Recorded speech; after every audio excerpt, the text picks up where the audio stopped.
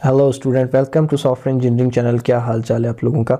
अच्छा, आज जिस टॉपिक पे हम बात करने के लिए आए हैं वो बेसिकली बड़ा इंटरेस्टिंग किस्म का टॉपिक है और बड़ा ट्रेंडिंग है। वो ये है कि हम आज इस बारे में बात करेंगे कि क्या एक स्टूडेंट जो कि एक ऐसा स्टूडेंट जो कि आईटी का स्टूडेंट है या फिर प्रोग्रामिंग का स्टूडेंट है और प्रोग्रामिंग सीख रहा है, क्या उसके लिए ये लाजमी है कि वो प्रोग्रामिंग के साथ साथ गिट को भी सीखना शुरू कर दे, या फिर अगर वो नहीं भी सीखेगा तो काम चल जाएगा। तो देखें, पहले आपको मैं इसका स्ट्रेट फॉरवर्ड जवाब दे दूं। अगर आपको सिर्फ जवाब चाहिए तो हाँ, ये आपके लिए लाजमी है कि आप जो है गिटहब प्रोग्रामिंग के साथ सीखें। अब मैं आपको इसके बारे में कुछ जस्टिफिकेशंस प्रोवाइड कर दूंगा और आपको उससे बहुत कुछ सीखने को भी मिल जाएगा कि हाँ यार, वाकई ये चीज़ें ऐसी बताई हैं इन्होंने, ऐसे पॉइंट बताएं कि मैं गिटहब सीख के ये सारे के सारे फ़ायदे उठा सकता हूँ प्रोग्रामिंग के साथ साथ गिटहब सीख के। तो हम चलें उस बारे में बात करते हैं। लेट्स से आप अभी आपका जो ईयर चल रहा है वो 2023 चल रहा है और आप जो है इस ईयर के अंदर क्या करते हो कि प्रोग्रामिंग सीखना स्टार्ट करते हो। फॉर एग्जांपल कोई भी एक basic C programming, let's say आप C++ सीखना शुरू कर देते हो। अब आप C++ सीख रहे हो तो सीखने के अंदर क्या करोगे, आप कोड्स लिखोगे। डेफिनेटली आप ऐसा तो नहीं कर सकते कि आप यूट्यूब के ट्यूटोरियल या फिर कोई बुक पढ़ के बोलो कि अब मुझे C++ आ गई। आपको प्रैक्टिस तो करनी पड़ेगी। आप कोड लिखोगे, आप वो कोड लिखोगे। पहले दिन आपका एक सिंपल कोड होगा, नेक्स्ट डे आपके कोड का लेवल थोड़ा सा पहले वाले दिन से बड़ा होता चला जाएगा और जैसे जैसे आप आगे बढ़ते चले जाओगे आपके कोड एडवांस से एडवांस होते चले जाएंगे। आप वो कोड लिख रहे हो, आहिस्ता आहिस्ता आप थोड़े से बड़े लेवल के कोड लिखोगे। उसके बाद आपका दिल करेगा कि यार छोटे छोटे यानी कि मिनी प्रोजेक्ट्स करते हैं जो कि आप शायद 14-15 दिन 20 दिन के अंदर अंदर कोड करके कंप्लीट कर लोगे। अब ये कोड लिखकर आप क्या करते हो, लेट्स से अभी तक आप गिटहब की दुनिया से ना वाकिफ़ हो, आप गिटहब को नहीं जानते। आप ये कोड लिखते हो और अपने कंप्यूटर की किसी ड्राइव ECBD किसी के अंदर भी जाके सेव कर देते हो। अब वो कोड वहाँ पे रखा हुआ है। बहुत ज़्यादा आप सिक्योर गेम खेलना चाहते हो तो आप क्या करते हो कि अपने इस कोड को उठा के गूगल ड्राइव पे अपलोड करके सेव करके रख देते हो। आपने वो कोड वहाँ पे रख दिया। आप जितने भी कोड लिख रहे हो आप वो सारे के सारे वहाँ रखते जा रहे हो। अब आप मुझे ये बताओ कि आपको ये कोड क्या दे रहे हैं? कुछ भी नहीं। क्या आप इन कोडों को किसी को सेल कर सकते हो? नहीं। आपने इनिशियल लेवल पे जो कोड लिखे हैं वो कोई इतने बड़े कोड नहीं है, कोई आपने इतना बड़ा तीर नहीं मारा कि आपको कोई लाखों रुपए देके खरीद लेगा। आपको ये लिखे हुए कोड जो आपने लिख दिए उस टाइम तो इसलिए मददगार साबित हुए कि इन्होंने आपको ये सिखाया कि हाउ टू कोड। अब आपने उस टाइम सीखा, उसके बाद उठा के इनको एक साइड पे अपने कंप्यूटर की किसी ड्राइव में रख दिया या फिर राइट क्लिक करके डिलीट कर दिया या फिर गूगल क्लाउड पे सेव कर दिया अगर आप अपनी वर्क प्रोग्रेस ट्रैक करना चाहते हैं। उसके बाद वो पढ़े रहते हैं। आप कुछ अरसे के बाद लाजमी उन कोड्स को डिलीट कर देते हो कि यार बस ठीक है, सीखने के लिए लिखा था, बस अब मैं इसको क्या करूँ। बट द पॉइंट इज़ कि जब आप 2-4 साल के बाद इंडस्ट्री में जाओगे और आपसे कोई पूछेगा कि यार आपको C++ पे काम करते हुए कितना अरसा हुआ है, आप कहोगे मैं तो यार 4 साल से C++ के ऊपर काम कर रहा हूँ। आज से 4 साल पहले मैंने C++ का कोड लिखा था और तब से अब तक मैं लिखे जा रहा हूँ। अब वो आपको ये पूछता है कि यार अच्छा ठीक है, आप लिख तो रहे हो, मैं कैसे मान लूँ? आपके पास कोई सबूत है? कोई सबूत नहीं है यार आपके पास। ठीक है, आप जो कोड उसको अपने कंप्यूटर की ड्राइव में से उठा के दिखा रहे हो, क्या गारंटी है कि आपने वो कल ही लिख कर नहीं डाला? वो कैसे मान ले कि आपका वो कोड 4 साल पुराना है? ठीक हो गया। आप उसके अंदर कोई ना कोई ऐसी मैनिपुलेशन करके आप उसको बना सकते हो। कोई भी ऐसा कोड, कल का लिखा हुआ कोड आप 4 साल पुराना करके भी शो कर सकते हो। हज़ार तरीके ऐसे होते हैं।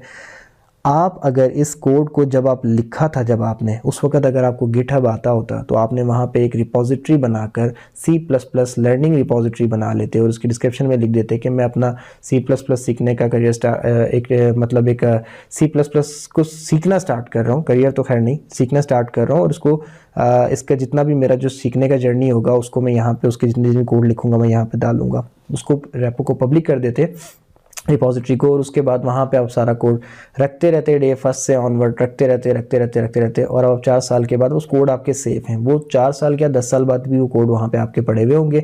जब आप वहाँ पर जाएंगे और आपसे कोई पूछता है तो आप उसको सिर्फ इतना बोल दें कि ये मेरी गिटहब रेपो का लिंक है जहाँ पे मेरा अपना सारा लर्निंग जर्नी सेव किया हुआ है और जितने भी कोड मैंने लिखे हैं यहाँ पे सेफ हैं। अब वहाँ पर जब भी आपने कोड पेस्ट किया उसके ऊपर एक टाइम स्टैम्प लगती चली गई और जो भी होगा वो वहाँ पर जाके उस कोड को चेक कर सकता है कि यार हाँ, वाकई इस बंदे ने तब से लेकर अब तक वाकई काम किया है और सारा का सारा कोड अपना सेव किया है। तो क्यों आप एक लिखा हुआ कोड वेस्ट करते हो? क्यों नहीं आप उसको गिटहब पे रखते और एक अपना सबूत बना लेते कि अगर आप बोल रहे हो कि 4 साल पहले मैंने C++ स्टार्ट की थी, तो आप उसको गिटहब की लिंक देकर, एक रेपो का लिंक देकर ये दिखा भी सकते हो कि यार ये देखो वाकई मैंने 4 साल पहले स्टार्ट किया था। क्या इस पॉइंट ऑफ व्यू से आपके लिए गिटहब लाजमी नहीं है? आप यही क्यों सोचते हो कि मैंने कौन सा बहुत बड़े बड़े ओपन सोर्स प्रोजेक्ट्स के अंदर जाके कंट्रीब्यूशन करना है, इसलिए मुझे गिटहब सीखना चाहिए? यार ज़रूरी नहीं है कि ओपन सोर्स प्रोजेक्ट्स में कंट्रीब्यूशन करने के लिए ही आप गिटहब का इस्तेमाल करेंगे। आप अपनी रेपोज, अपने कोड्स का बैकअप करने के लिए भी इस्तेमाल कर सकते हैं। रेपोजिटरीज आप पब्लिक भी बना सकते हैं, आप प्राइवेट भी बना सकते हैं। अगर आप कोई ऐसा सिक्योर, आप कोई बहुत ही ज़बरदस्त किस्म का एक एल्गोरिथम बनाने जा रहे हैं जिसको आप सिक्योर रखना चाहते हैं, आप किसी को शो नहीं करना चाहते, आप उसको भी वहाँ पे अपलोड करो, रिपोजिटरी प्राइवेट कर लो, लेकिन अपना बैकअप तो वहाँ पे रखो ना यार। और फिर उसके बाद कल आपको अपने कुछ दोस्तों के साथ कोलैबोरेट करना पड़ जाता है, आपको किसी दोस्त से अपने कोड के ऊपर हेल्प चाहिए, तो आप लोग क्या करते हो? जब न्यू लर्न कर रहे होते हो ना, मोबाइल सबके हाथ में होता है, फ़ौरन मोबाइल से व्हाट्सएप खोला, कैमरा पे गए, कोड लिखकर उसकी इमेज बनाकर तो हम दोस्त को व्हाट्सएप कर रहे हैं, यार देख के बता इसमें एरर है या नहीं। भाई ये कौन सी अप्रोच है? ऐसे बनोगे प्रोग्रामर? ऐसे नहीं बनते प्रोग्रामर। प्रोग्रामर्स का ये तरीका नहीं होता हेल्प लेने का, ठीक है? आपको करना क्या पड़ेगा, आप जाओ, कोड को आपने रिपोजिटरी, अपनी रिपोजिटरी बनी हुई है, आपने उसको लिंक किया हुआ है अपने डेस्कटॉप के साथ, अपनी सिंक्रोनाइजेशन वहाँ से ऑन की हुई है, और आपने अपने कोड को उठा के पुश कर दिया रिपोजिटरी में पुश करके जाके वहाँ से उस कोड का लिंक उठाया और लिंक उठा के दोस्त को व्हाट्सएप कर दिया जिसको C++ पहले से आती है, शायद आपसे बेहतर, कि यार ये चेक करो मेरे इस कोड में क्या मसला आ रहा है। आपका दोस्त अपने उसी कोड को क्लोन करके अपने पास ओपन करेगा, उसका एरर दूर करेगा और आपको पुल रिक्वेस्ट भेज के आपको आपके पास नोटिफिकेशन आ जाएगा। आप उस पुल रिक्वेस्ट को मर्ज करेंगे, आपको पूछने की ज़रूरत नहीं है भाई क्या चेंजिंग की है तूने। वहाँ पर ही जब जैसे ही आपके पुल रिक्वेस्ट आएगी तो वहाँ पर जो कोड उसने आपका माइनस किया होगा, यानी कि डिलीट किया होगा और रेड हो चुका होगा, जो उसने नया ऐड किया होगा ग्रीन हो चुका होगा, आप वहाँ पे देख के आपको समझ आ जाएगा कि ओ अच्छा ये कोड ऐसे लिखने से सही होता है, ठीक है। लेकिन अगर समझ नहीं आती तो जो नई लाइन ऐड की है उसी पे एक दफ़ा कमेंट भी कर सकते हो आप, जैसे सोशल नेटवर्क पे कमेंट्स करते हो कि यार ज़रा इसको एक्सप्लेन तो कर दो तुमने किया क्या है, उसी के रिप्लाई में आके वो आपको एक्सप्लेन कर देगा। अब ये सब कुछ जो आप कर रहे हो, ये जितनी भी लर्निंग आप कर रहे हो, ये सारी की सारी लर्निंग आप छुप के नहीं कर रहे, आप गिटहब जैसे प्लेटफॉर्म पे बैठ के कर रहे हो।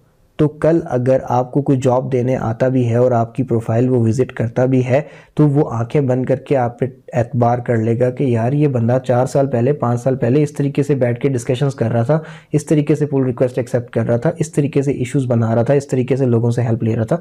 तो लर्निंग में तो ये उस वक्त से पूरा है और बड़े ज़बरदस्त तरीके से सीख भी रहा था, तो इसको हम कंसीडर कर सकते हैं। वो बंदा जो कि खाली एक्सपीरियंस लेटर हाथ में लेके जॉब करने के लिए सॉफ्टवेयर हाउस में जाता है, आप उससे 10,000 गुना बेहतर हो जाते हो अगर आपने पिछले 4-5 साल से अपना गिटहब अकाउंट ज़बरदस्त तरीके से मैनेज किया होता है। तो इस वजह से मैं आपको ये कहना चाहूँगा कि यार आप इस चीज़ को ये सोच के साइड पे मत रखो कि यार ये गिटहब जो है ना ये मतलब प्रोफेशनल्स के लिए है। जब हमने कोडिंग करके बड़े बड़े प्रोजेक्ट बनाकर तो या फिर किसी दूसरे प्रोजेक्ट में बड़े बड़े प्रोजेक्ट्स को समझ के उनमें कंट्रीब्यूशन करना होगा ना, तब की तब देखी जाएगी। यार ऐसा नहीं है, हाँ ये वो काम करता ज़रूर है, लेकिन आप पर्सनल यूज़ के लिए भी इसको इस्तेमाल कर सकते हैं। और बल्कि आपको मैं ये कहूँगा कि जिस तरीके से आप लोगों को कॉलेजेस में कहते हैं लिंक्डइन की प्रोफाइल बना लो, जॉब्स पकड़नी है तो लिंक्डइन के ऊपर एक्टिव हो जाओ। भाई अगर आप प्रोग्रामर हो ना तो जॉब्स पकड़नी है ना तो लिंक्डइन के साथ साथ गिटहब पे भी एक्टिव हो जाओ, आपके लिए बहुत लाजमी है। और ये आने वाले वक्तों में आपको पता चलेगा, उस वक्त जब आप जाके प्रोफाइल बनाओगे तो तब शायद बहुत लेट हो चुका होगा और उस वक्त आप कहोगे कि यार क्यों नहीं मैंने ये प्रोफाइल कुछ साल पहले बना ली, इतना सारा मैं काम कर रहा था, उसका मेरे पास ट्रैक ही नहीं है,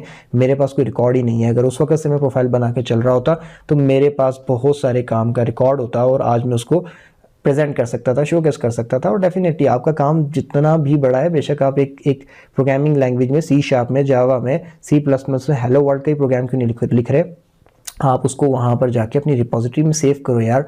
ठीक है, स्टार्ट सबका यहीं से होता है, आपका सारा का सारा जर्नी, रियल जर्नी जो है वो वहाँ पर आपका जो है ऑन रिकॉर्ड पड़ा हुआ है। तो आप इस चीज़ को प्लीज़ सीरियसली लें। और अगर आपके माइंड में ये क्वेश्चन अभी भी है कि यार गिटहब स्टूडेंट लेवल पे प्रोग्रामिंग सीखते हुए सीखना चाहिए, बाद में प्रोफेशनल लेवल पे जाके सीखना चाहिए, तो भाई इसका जवाब ये है कि अभी से सीखो। अभी इस वीडियो के फ़ौरन बाद से जाओ, अकाउंट बनाओ और उसको सीखना शुरू कर दो। कहाँ से सीखना है? गिटहब सीखना कुछ भी मुश्किल नहीं है। गिटहब की अपनी डॉक्यूमेंटेशन बहुत ज़बरदस्त किस्म की है, वो आपको सिखा देगा। डॉक्यूमेंटेशन पढ़ना नहीं चाहते, रीडिंग करना बोरिंग लगता है, मेरे इसी अकाउंट के अंदर पूरी गिटहब सिखाने की प्लेलिस्ट पड़ी हुई है जिसके अंदर काफ़ी सारी वीडियोज़ हैं। ओपन सोर्स क्लोज सोर्स होता क्या है वहाँ से पकड़ के गिटहब पे एंड तक जाके कंट्रीब्यूशन कैसे करते हैं, अपने कोड कैसे सेव करते हैं, प्राइवेट कैसे करते हैं, पब्लिक कैसे करते हैं, इश्यूज़ क्या होते हैं, पुल रिक्वेस्ट क्या होते हैं, हर एक चीज़ को प्रैक्टिकली सिखाया हुआ है। पूरी प्लेलिस्ट का लिंक जो है इसी वीडियो के डिस्क्रिप्शन में दे दूंगा, बस उसको पकड़ो, उसी से सीखना शुरू कर दो। लेकिन गिटहब को उसी तरीके से इंपॉर्टेंस दो जैसे आप अपनी एक सेमेस्टर में किसी प्रोग्रामिंग लैंग्वेज को दे रहे होते हो। 4 साल की डिग्री करते हो, 3 साल की डिग्री करते हो कंप्यूटर साइंस में, इतने कोड लिखते हो आप लोग और एक भी कोड आपके पास सेफ नहीं होता। अगर ये सारे के सारे कोड अपना सारा का सारा जर्नी गिटहब पे ले जाके रख दोगे ना, तो यकीन करो आपकी इतनी ज़बरदस्त प्रोफाइल बन जाएगी कि आप सोच भी नहीं सकते। तो प्लीज़ इस चीज़ को सीरियसली लें। तमाम स्टूडेंट्स को मैं कहूँगा कि गिटहब ये बहुत ज़्यादा इंपॉर्टेंट चीज़ें हैं, प्रोग्रामिंग के साथ लेके चलें और अपने पूरे जर्नी को इसके ऊपर जाकर रिकॉर्ड ऑन दी रिकॉर्ड रखें। ठीक हो गया। आई होप सो कि आपको चीज़ें अच्छी लगी होंगी इस वीडियो के अंदर, जो मैंने समझाया आपको समझ आ गया होगा। वीडियो अच्छी लगी हो, वीडियो क्या एक डिस्कशन थी जनरल सी, अगर आपको अच्छी लगी हो तो प्लीज़ लाइक करके चैनल को सब्सक्राइब कर दें और अभी से गिटहब सीखना शुरू करें। दोबारा मिलेंगे किसी नेक्स्ट वीडियो में, तब तक के लिए अल्लाह हाफिज़।